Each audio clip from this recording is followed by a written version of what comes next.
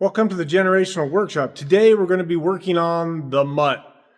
The MUTT is my 1967 Volkswagen that I built about 6, 7, 8 years ago, can't remember. And we're putting the rotary back into it. So here it is. We have a 13B out of an 86 RX-7. I had the whole car, took the whole drivetrain out of it, well, engine tranny, left the rear end into it. And I had a Volkswagen. Well, it started as a Volkswagen. This is what we call the MUTT. It is a 67 Volkswagen that has been extensively changed around. So let's take you on a little tour, try to keep up.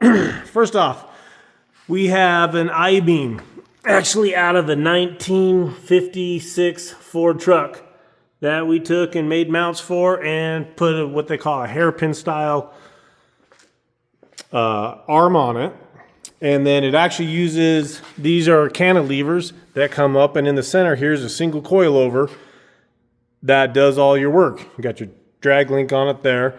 Then we converted it to Chevy rotors with Mitsubishi calipers.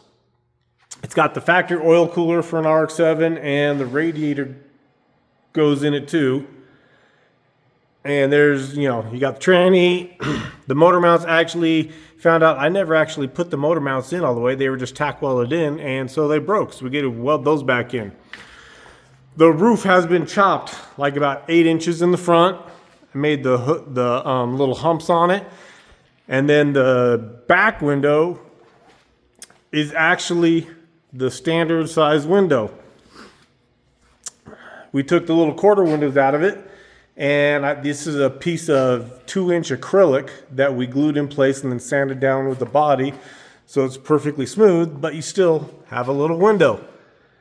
The B pillar, which usually goes right in here, got moved back 17 inches to stretch the door and make it a suicide. On the inside, you actually sit back where the back seat is. We're working on the seating still, because with the factory seat like that, this is the actual factory back seat that I split. You sit really tall in it, and it's hard to see out the rear window. It's got a removable steering wheel, external rail shifter to reach the tranny, e-brake that is not hooked up yet, but it will be. And the actual pedals are on the seat slide. So you take the lever, I took the seat slide, flipped it around, used the factory lever, put a mount on it, and the pedals will actually move forward and backwards to meet the driver. It's got a big stereo, big tack, giant 15-inch, or no, there's a 12-inch sub back there with some speakers. Still working on the side windows and doing interior and all that stuff. In the back,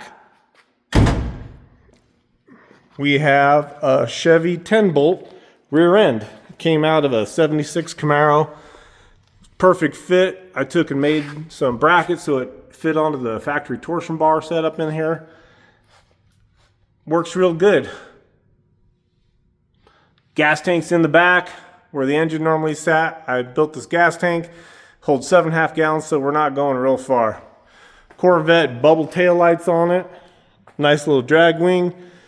Filler comes right through the top of the wing, so it's easy to fill. That's your fuel gauge. Look from the back window in. So basically when you're sitting in the seat, all you see is a tack and the car in front of you. So we're going to start installing the rotary. Like I said, it came out of an 86 RX-7. I used the factory fuel injection, everything, computer and everything. It actually sits right there. A little hydro dip computer. I hydro dipped the cover on it. And well, this thing has a bunch of hydro dip parts in it. There's the stereo for it, or the deck. Once again, another acrylic side window. We're still working on wheels. These are the wheels that these are the wheels I had on it. These are the wheels I actually designed the car with, and we're probably going back to those. So stick around for more updates. We're gonna get ready to install the engine, like I said, and we'll do some of that. Remember, like, subscribe, and share.